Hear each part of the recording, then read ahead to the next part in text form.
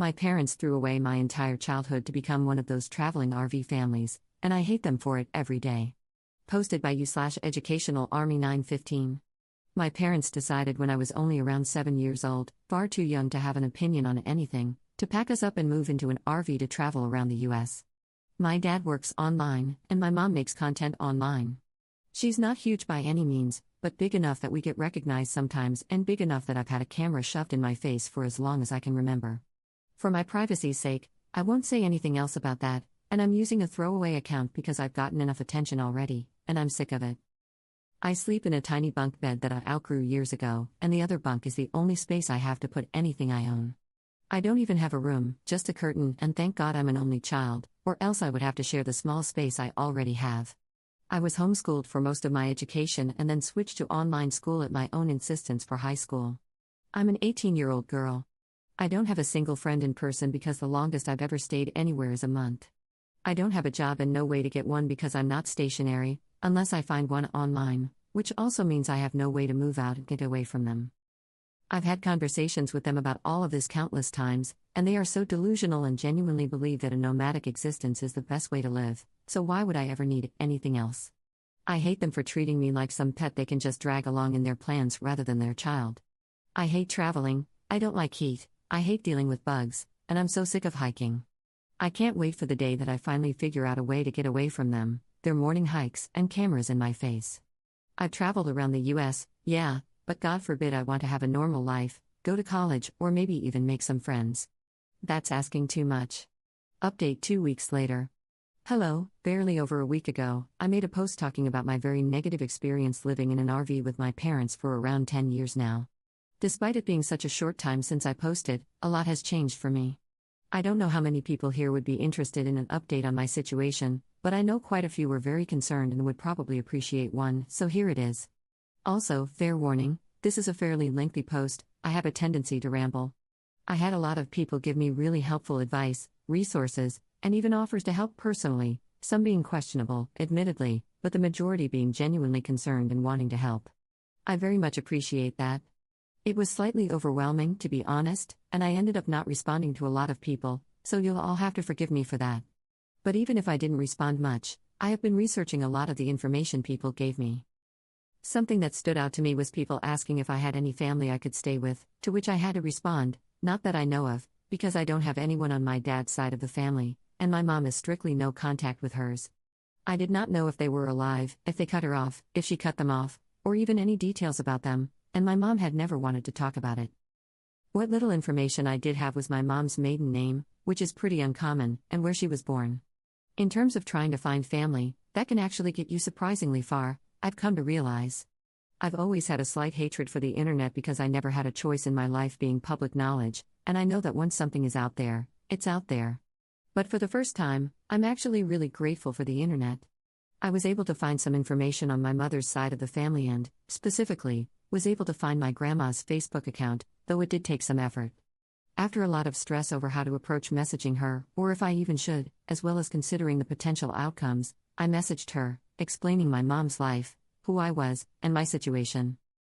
I won't go into details about why my grandma and my mom are no contact because that is not my story to share, but my grandma was appalled that she had a granddaughter she didn't even know about, especially considering the way my mother raised me. I found out I have an aunt and an uncle, both of whom my grandma told about me and my situation. I've been in pretty much constant contact with all of them since, just learning about each other. All of them want to help me get out of this living situation with my parents, and luckily, with me being 18 now, it's actually possible. Again, I don't feel entirely comfortable going into details, but I have arrangements to stay with my aunt, who lives in a big city on the West Coast that has a lot of potential opportunities for me to start college or whatever I see fit, which I'm happy to announce I do plan on figuring out. My uncle has kids, but my aunt lives on her own and has a spare bedroom, which she has no problem letting me stay in for as long as necessary. I have a train ticket scheduled and purchased by my aunt and enough money to get to the station. I'm currently talking with my family, still feels weird to type, and trying to plan out the details, like how or if I'm going to tell my parents. My mom doesn't have any information on where her family lives, so even if I were to tell my parents who I'm going to live with, they wouldn't know where I was specifically. Someone pointed out that if I do leave without telling them, I should leave a note or some form of proof that I left willingly.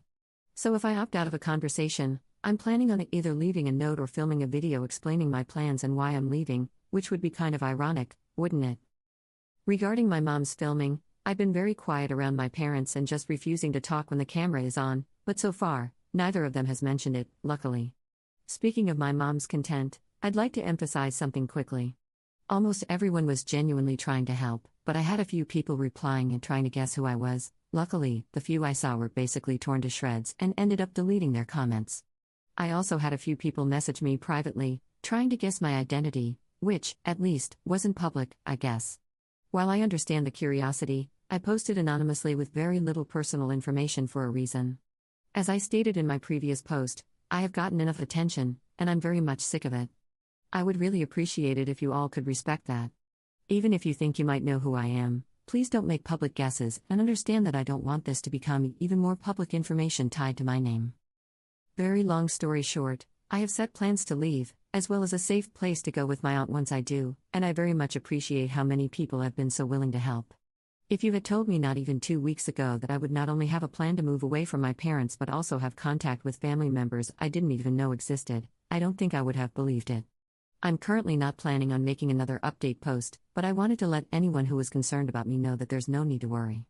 Genuinely, thank you. Relevant comments. Commenter. You're willing to walk away from your life and leave a note behind before letting her explain herself? I'm unhappy about the life you've had, and I have sympathy for your upbringing, but unless your parents have actually abused you, abandoning them and believing everything your new family says is pretty messed up. Do you hate your mother? You are free to leave at your age, but this is extreme. I'd go into shock if my kid up and left, even at 18, and even if they told me there were problems. I'd feel incredibly betrayed if my child left like that to be with family I'm no contact with. If you can't get any explanation for why your mother doesn't talk to them, maybe you aren't able to tell if they're lying to you. You know your social skills are lacking, you're going to tell them whatever they want to know, allowing them to hurt your mother even more. I couldn't forgive my child's betrayal like this, though I would always love them. But I made amazingly stupid decisions at 18, convinced I knew better than anyone around me. As an adult, I only have relationships with 2 or 3 family members. My mother hasn't seen me or my kid in years and years. Maybe that will be you? You will definitely have a different life. I hope it's a better one. Ops response. Question: have you ever seen the Harry Potter movie scene where his room is under the stairs and thought to yourself, wow, he actually has enough room to sit up in bed and a door? I have, multiple times, actually. I'm very willing to abandon them just to not have to feel like that anymore. Commenter 2. Be careful, you don't really know your mom's family. I know it seems like a way out. Just be careful. Ops response. I absolutely will be.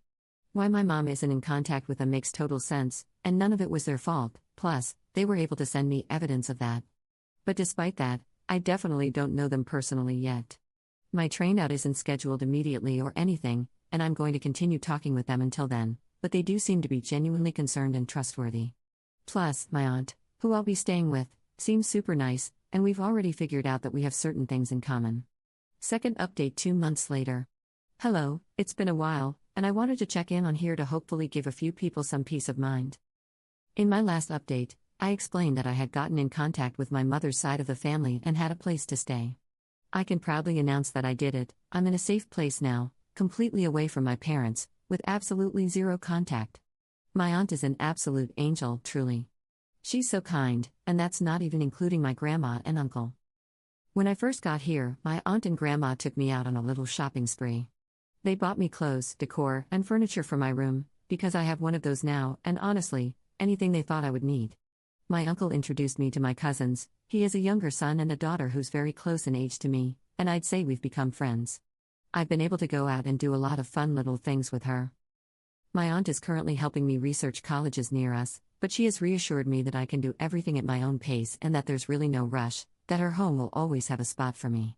My aunt, in general, is such a cool person. She's someone I very quickly started to look up to and have gotten close to. The more time we spend together, the more we realize we actually have a lot in common.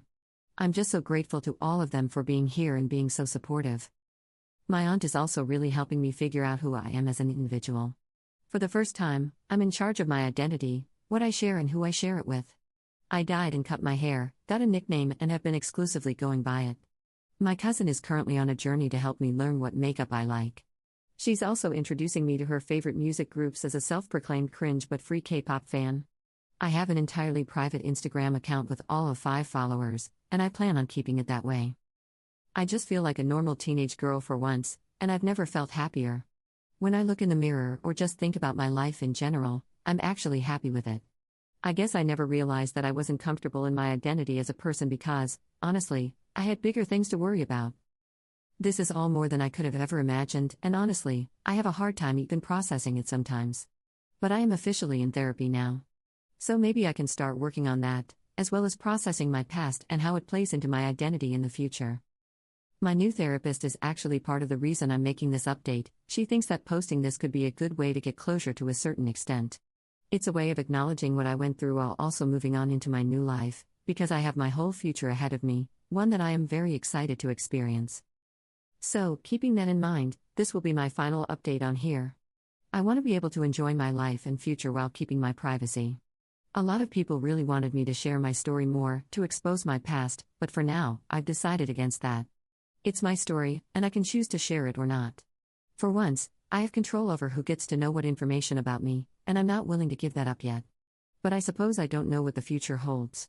So, I'm asking as nicely as possible that people please respect that. I absolutely appreciate the support and advice so many have given me. Just know that I'm safe. I can honestly say that I'm happy. I'm planning out my future, what I want to do with my life, and who I am beyond just a persona on camera. So, thank you so much for everything, and goodbye.